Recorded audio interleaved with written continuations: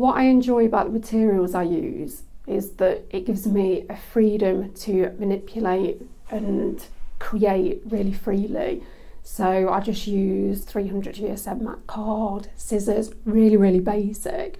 But I think the beauty with that is those materials allow me to do that very quickly.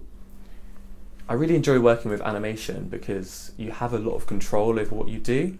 So you're not restricted by like your environment or by a time frame like with other media.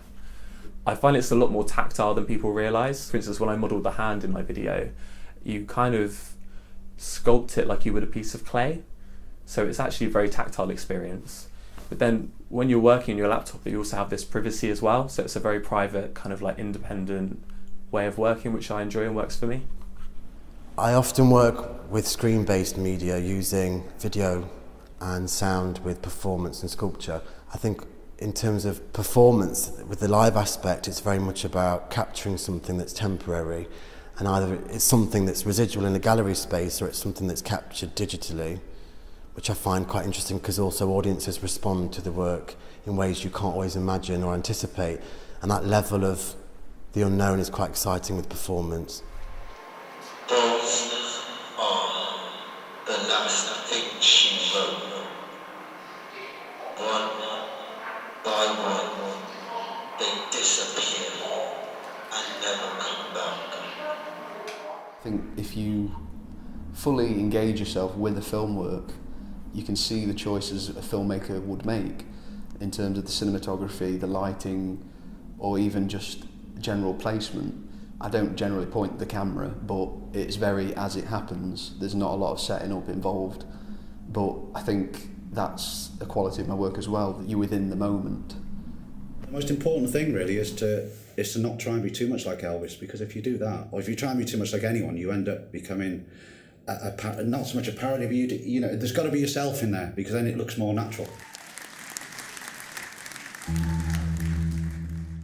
I really enjoy using moving image because it's so versatile, and it's not just moving image. I also use text, but within a video context. So I will appropriate text from other sources, I'll use subtitles or descriptive language, and I'm really interested in how much information I can give a viewer, how that will affect the way they view the work, how they read things, and that in combination with sound and images. I really enjoy the ambiguity of the way that these materials work together.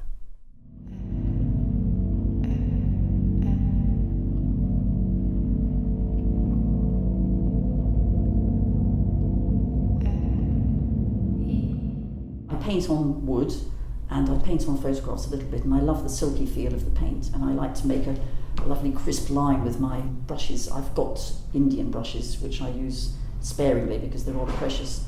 The most important thing apart from those materials are my reading materials, and anything I've learnt about paint or materials and making I've taught myself.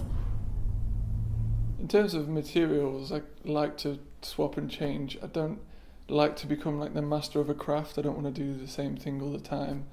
So recently I made some sculptures just out of cast resin and my own silicone, which was just mixing silicone with paint thinner and some corn flour and casting from that.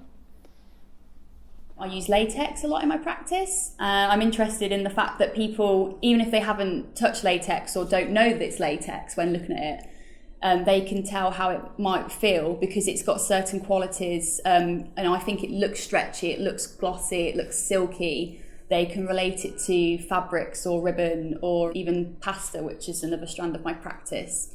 And again, I think using contrasting materials, that gives a better idea of what that could be. So latex next to a solid steel object, you've got the contrast of soft and hard, sharp edges and more delicate edges. So that's another way of making that reference.